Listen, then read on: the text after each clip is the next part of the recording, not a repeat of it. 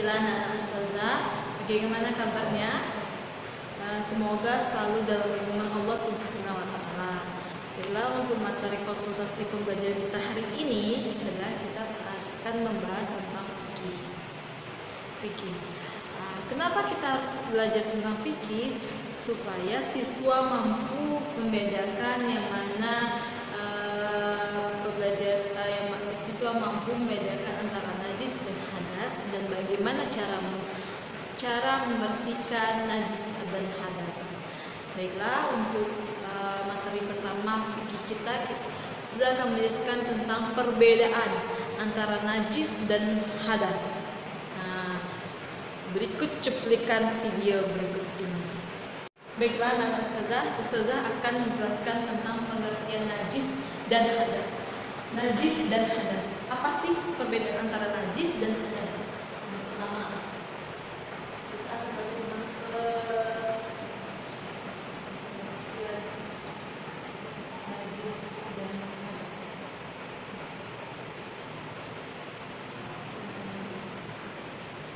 Nah, najis itu adalah najis berarti itu ada kotoran yang sangat menjijikkan yang dirasakan oleh panca indera. Najis itu kotoran yang menjijikkan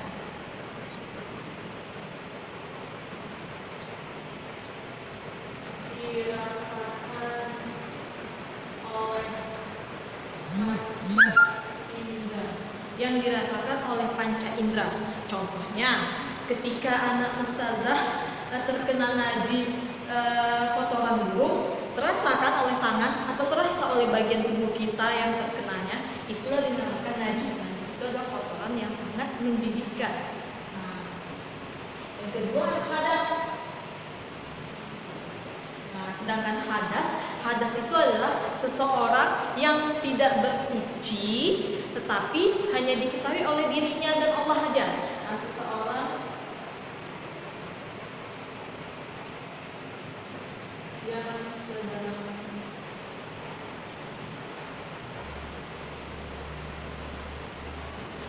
hadas itu adalah seseorang yang sedang tidak bersuci, tetapi diketahui hanya oleh dirinya saja. Orang lain tidak tahu. Contohnya apa? Contoh hadas itu. Contohnya ketika untuk ibu-ibu yang setelah melahirkan, dia mengalami, ibu-ibu tersebut mengalami masa nifas, ataupun yang ketika balik untuk para perempuan, dia ada mengalami haid ataupun menstruasi yang hanya diketahui oleh dirinya saja. Dia terkena hadas, dia sedang tidak bersuci. Kalau najis, kotoran yang nampak, sedangkan hadas yang tidak nampak, hanya dirinya saja yang tahu. Coba anak-anak sudah pahami dulu perbedaan najis dan hadas.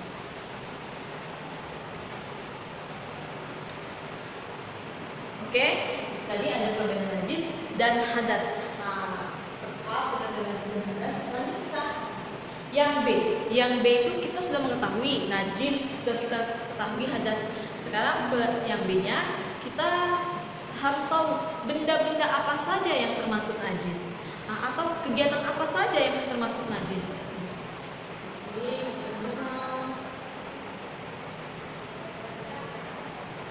Benda-benda najis. Ini kita mengenal benda-benda najis. Apa-apa saja benda-benda najisnya. Di situ kita akan pelajari apa-apa tentang benda-benda apa saja yang najis. Coba anak ustazah pikirkan, kira-kira apa-apa saja sih yang dikatakan najis itu? Bentuknya seperti apa sih? Contohnya itu bangkai binatang, ataupun bangkai binatang atau darah. Ini bangkai ini kan kalau kita lihat, pernah nggak sih anak sudah melihat bangkai binatang? Pasti seperti menjijikkan kan? Itu adalah najis, kotoran menjijikkan, kotoran yang menjijikkan terlihat. Maka itu dikatakan najis. Bangkai binatang atau darah. Terus apa lagi? Binatangnya dan babi. Anjing dan babi ini kenapa dikatakan najis? Karena jika kita terkena liurnya anjing itu najis, kotor nak. Karena di liurnya itu banyak sekali bakteri dan kuman yang bisa membuat kita sakit dan menyerang tubuh kita. Nah, begitu juga dengan hewan babi. Hewan babi ini kenapa dilarang? Hewan babi ini kenapa dilarang? Karena ketika kita mengkonsumsi daging babi ini tidak akan bisa mati kuman-kumannya. Berbeda dengan daging yang sering kita konsumsi ketika kita masak daging, contohnya daging sapi, daging ayam. Ketika orang tua kita, mama kita memasaknya, bakterinya juga ikut mati, kuman jadi bersih, kumannya jadi mati, jadi bersih, jadi dikonsumsi. Sedangkan babi ini tidak boleh karena di dalam dagingnya terdapat banyak cacing. Ya, cacing apa nak? Cacing pita. Karena itu tidak boleh dikonsumsi. Itu dia tadi binatang, anjing dan babi. Lalu apa lagi nak? Yang ketiga, benda-benda yang menjijikkan. Muntah. Ketika kita muntah itu kan hal yang menjijikkan, kotoran yang harus kita bersihkan. Nah, itu termasuk najis. Muntah atau air kencing, air pipis ya, air pipis. Pernah nggak sih anak ustazah menggendong adik bayi? Ketika kalian menggendong lalu dia mengeluarkan buang air kecil di tubuh kita, nah itu kan termasuk kotoran yang menjijikkan, itu juga termasuk najis. Nah itu dia binatang, anjing, muntahan, air pipis, ada lagi wadi, ada lagi kamar, ada wadi, mazi dan mani. 5 kamar. Wadi mazi atau mani ini tahu nggak sih? Nah ini apa? Wadi mazi atau mani itu adalah cairan kental. Dia cairannya kental putih ya. Itu biasanya itu keluarnya di kemaluan. Ketika kita buang air kecil, ketika kita hendak sholat kita buang air kecil, kita lihat di celana dalam kita ada seperti cairan kental, itu usahakan diganti celana dalamnya untuk menghilangkan najis tadi. Nah ini termasuk benda-benda najis ya. Dan ada kamar itu apa? Minuman yang beralkohol, itu minuman beralkohol itu tidak boleh. Itu tadi benda-benda najis. Lalu sekarang kita sampai pengertian najis dan hadas serta mengenal benda-benda najis. Anak ustazah paham? Jika anak ustazah nggak paham, silakan konfirmasi ke ustazah, tanyakan. Mohon dicatat ya anak ya. Cukup anak ustazah ketika sudah menjelaskan, anak ustazah catat yang sudah catat di papan tulis ini, dicatat di buku tulis. Untuk buku fikih kita hanya satu buku aja, satu buku tulis. Yaitu campur, catatan sama latihannya campur aja, apa-apa. Jadi ini dicatat ya. Oke, lanjut kita lagi belajarnya. Setelah kita mengetahui benda-benda najis, lagi kita akan mengetahui tentang hadas lagi. Kita sudah mengetahui benda-benda najis, sekarang kita tentang macam-macam hadas. Macam-macam hadas itu ada 2, ada hadas kecil dan ada hadas besar. Hadas kecil dan ada hadas besar. Hadas kecil, ada hadas kecil dan ada hadas besar. Apa saja yang termasuk hadas kecil itu? Hadas kecil itu termasuk buang air kecil, buang air besar, keluarnya angin dari dubur atau biasanya kita sebut kentut. Nah itu termasuk hadas kecil. Ataupun memegang kemaluan tanpa alas, itu termasuk hadas kecil. Hadas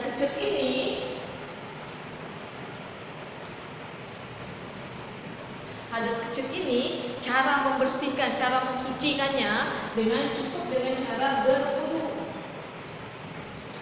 Jadi ketika anak ustazah berhadas kecil, cukup anak ustazah ulangi lagi wudunya. Setelah itu lanjutkan sholatnya atau baca Al-Qurannya. Kan sebelum kita sholat, sebelum kita baca Al-Quran, alangkah baiknya kita berwudu. Ketika kita sedang sholat, di pertengahan sholat ataupun di pertengahan membaca Al-Quran, kita berhadas kecil seperti ini, kita ulangi wudunya. Sah insya Allah setelah kita ulangi wudunya sah. Tetapi jika anak ustazah tidak mengulangi wudunya, tidak akan sah. Lalu kita hadas besar. Hadas besar apa saja? Untuk perempuan, misalnya untuk perempuan dia mengalami haid atau dinamakan menstruasi. Terus ada ketika untuk laki-laki dia keluarnya mani. Ketika mimpi basah dia keluar mani. Terus apa lagi? Meninggal dunia. Ada lagi ketika suami istri bersetubuh. Ini termasuk hadas besar. Bagaimana cara mensucikannya? Dengan cara mandi. Ini dinamakan mandi wajib. Wajib mandi sebelum kita melaksanakan hal-hal untuk melaksanakan ibadah seperti sholat, baca Al-Quran. Kita wajib mandi, wajib melaksanakan mandi wajib. Coba Anda sudah perhatikan sampai ini.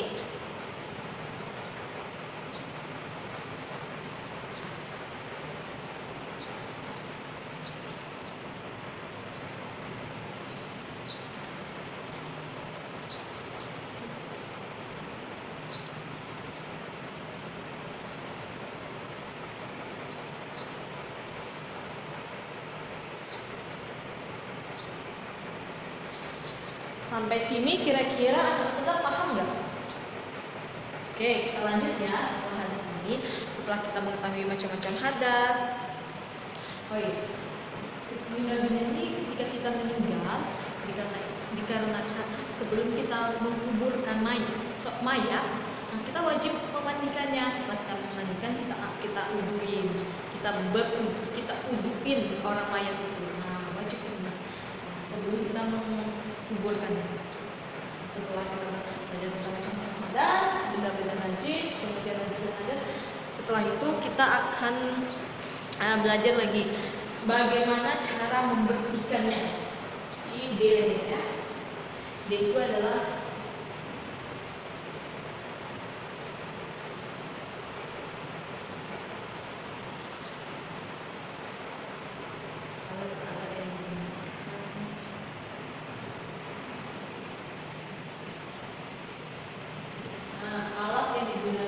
bersuci. Pertama yang pasti ya, ketika kita terkena najis atau terkena hadas, kita berwudu ataupun mandi, pertama itu kita lakukan adalah membersihkannya dengan apa? Dengan benda cair. Apa itu benda cair? Ya, air. Benda cair. Air. Satu, jika kita sudah mencoba untuk mencari benda cair atau air, ternyata tidak jumpa atau kita kekurangan air, kita boleh membersihkannya dengan debu. Tapi debu di sini debu yang bersih, yang suci, yang tidak ada kotoran. Jadi ketika kalian lihat debu di dinding, kira-kira itu bersih, tidak ada menempel cicak, tidak ada sarang laba-laba, boleh kita gunakan. Tapi kalau ada, tidak boleh ya nak. Itu ada benda padat di sini apa saja? Boleh tisu kering, batu, tanah.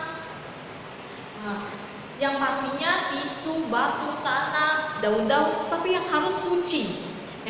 Ketika kita sudah keliling tidak jumpa air, dan kita mau menggunakan debu. Kalau kita menggunakan debu artinya kita bertayamum. Ketika kita sudah menggunakan tayamum, ternyata juga tidak ada debunya kotor, kita boleh menggunakan tisu kering ataupun batu. Ketika anak selesai ingin menggunakan batu, perhatikan batunya bersih atau tidak bersih. Jadi gunakanlah batu yang bersih. Sudah anak-anak saja sudah mengetahui apa saja yang akan kita gunakan, alat-alat apa saja sih yang akan kita gunakan untuk bersuci.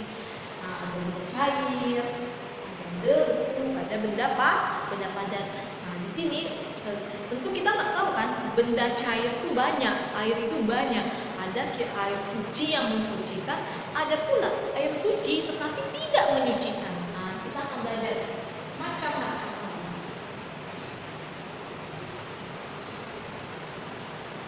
Yang pertama, macam-macam air yang pertama itu adalah air mutlak. Air mutlak atau dinamakan air mutahhir. Nah, air mutlak ataupun air mutahhir itu contohnya air hujan, air sumur, air salju, mata air embun, air sungai. Air sungai di sini diperhatikan, nak. Air sungai itu bisa dia suci dan mensucikan jika air sungainya itu tidak berbau dan tidak berasa ataupun tidak terkena kotoran ataupun najis. Nah, kita boleh menggunakan air sumur. Nah, tapi ketika kita ingin menggunakan air sumur, tetapi ketika kita lihat air sungai juga, ketika kita menggunakan air sungainya, kita lihat ternyata ada kotoran, kita tidak boleh menggunakannya karena itu tidak mensucikan, tidak sah untuk kita melaksanakan ibadah. Itu air mutlak. Dua, selain air mutlak ada namanya air gairu mutahhir, air tidak mutlak. Air mutlak ini suci dan menyucikan. Yang kedua air gairu mutahhir. Nah, air gairu mutahhir ini ialah air suci tidak menyucikan. Air suci tetapi tidak menyucikan. Dia suci, halal, tapi tidak untuk menyucikan, tidak bisa untuk menghilangkan najis ataupun hadas. Contohnya apa air gairu mutahhir? Coba kira-kira apa sih air suci dan air yang suci tetapi tidak menyucikan? Kira-kira anak ustazah coba pikirkan. Kira-kira apa sih, nak? Nah, ya benar.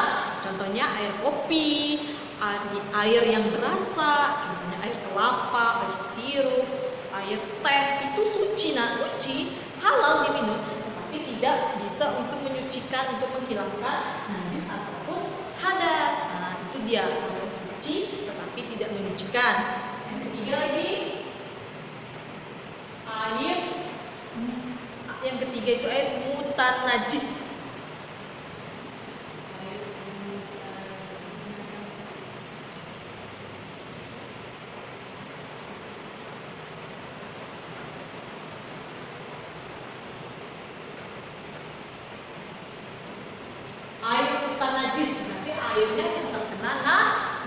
Airnya yang terkena najis, itu ada air yang tidak suci dan tidak menyucikan. Nah, airnya tidak suci dan tidak menyucikan. Air itu air yang telah terkena najis. Nah, itu kita tidak bisa untuk menggunakan menghilangkan hadas kecil, menghilangkan hadas seperti najis karena airnya tidak menyucikan. Nah, itu air yang najis. Lalu ada lagi, nak, air yang keempat. Air mustakmal.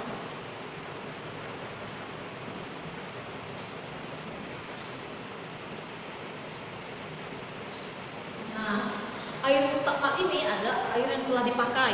Misalnya kita mandi nih, anak ustazah punya di kamar mandi ada ember. Nah, embernya air dalam ember kita gunakan untuk mandi. Ketika kita menggunakan air dalam ember untuk mandi, percikan air yang jatuh di tubuh kita masuk lagi ke ember itu, kita gunakan untuk berwudu, itu nggak bisa. Nah, airnya namanya air mustakmal, terkena najis dia. Ataupun contohnya ketika ada air dalam ember, anak ustazah ingin menggunakannya untuk wudu, setelah itu ada lagi temannya menggunakan yang setengahnya lagi, nggak bisa karena air yang setelah kita pakai itu percikan airnya jatuh dia ke dalam ember itu, tidak bisa digunakan. Air mustakmal itu air yang telah kita pakai. Mengkhawatirkan, kenapa tidak mensucikan? Mengkhawatirkan ketika air itu sudah terkena dengan kotoran yang najis-najis yang pertama kali kita pakai. Jadi usahakan carilah air yang ketika anak ustazah berwudu airnya bersih, suci, ataupun usahakan berwudulah dengan air yang mengalir. Jadi dia jelas najis kotorannya jatuh ke bawah. Itu dia air mustakmal. Nah, Yang terakhir air musyamas. Air musyamas itu adalah airnya makruh. Kenapa kita tidak airnya itu air yang terkena di bawah terik matahari. Misalnya mama lagi ngambil air nih di dalam ember, ternyata air itu tertinggal di luar, terkena matahari atau terkena di luar, kita nggak tahu itu kena kotoran hewan atau kotoran burung yang jatuh dari atas, kita nggak tahu, itu tidak boleh kita gunakan, itu namanya air musyamas. Airnya makruh. Jadi anak ustazah harus pahami macam-macam air, apa saja sih macam-macam air yang bisa kita gunakan untuk mensucikan, untuk sah ketika kita beribadah. Inilah dia. Coba anak ustazah perhatikan, sambil perhatikan anak ustazah catat di buku catatannya, di buku satu aja bukunya, catat sampai sini. Kira-kira ada yang tidak mengerti, boleh ditanyakan. Sebelum itu, ini macam-macam air. Yang terakhir adalah ketika anak ustazah sudah mengetahui najis itu apa, hadas itu apa, hadas kecil apa, hadas besar apa, bagaimana cara membersihkannya, lalu kita sebagai seorang muslim, kita harus mengetahui bagaimana kita sebagai seorang muslim, kita harus mengetahui bagaimana dengan benda-benda najis ini.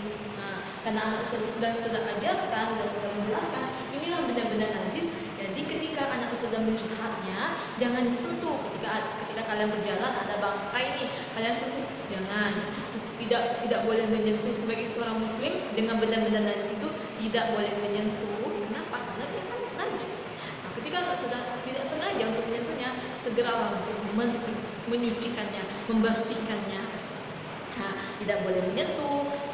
Dan ketika dengan benda-benda najis ini tidak boleh menyentuh, tidak boleh mengkonsumsi makan daging-daging yang dilarang oleh Allah Subhanahu Wa Taala, jangan dikonsumsi karena tidak baik juga untuk tubuh kita. Lalu tidak boleh memperjualbelikan bangkai binatang yang sudah busuk, kita jual belikan untuk mendapatkan keuntungan besar, itu tidak boleh.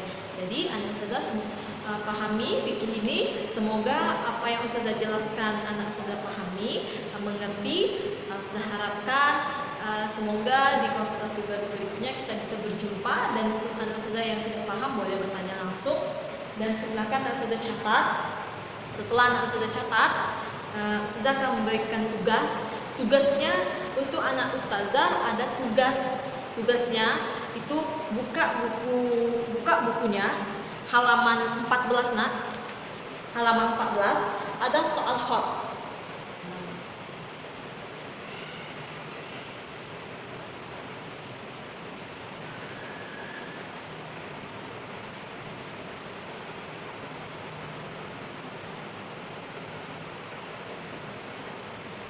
Bagian A, B, dan C. Bagian A, B, dan C. Ada soal hots. Silakan anak ustazah kerjakan.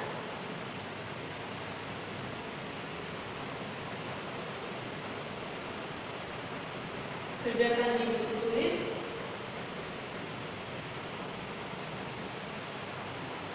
Langsung jawab. Ketika anak ustazah sudah menyelesaikan catatan, sudah paham, silakan ustazah mengerjakan soal hots halaman 14 sampai 15, kerjakan di buku tulis, langsung jawab bagian A, bagian B, dan bagian C. Setelah selesai soal hotsnya dikerjakan, foto dan kirim ke ustazah karena ustazah akan menilainya secara langsung. Silakan. Oke, silakan catat. Boleh, silakan anak ustazah perhatikan ada tugas fikih. Tugas fikih ini adalah PR untuk anak ustazah yang tidak datang hari ini adalah PR. Tugas fikih halaman 16 sampai 19, A, B, dan C. Sama, langsung jawab, kerjakan di buku tulis. Nah, untuk anak ustazah kerjakan terlebih dahulu ini, setelah itu baru kerjakan ini ya. Berarti anak ustazah ada 2 tugasnya. Tugas soal hot 1, tugas fikih 1. Ini boleh dikerjakan di hari Selasa, jadi hari ini anak ustazah kerjakan ini dulu. Oke, anak ustazah?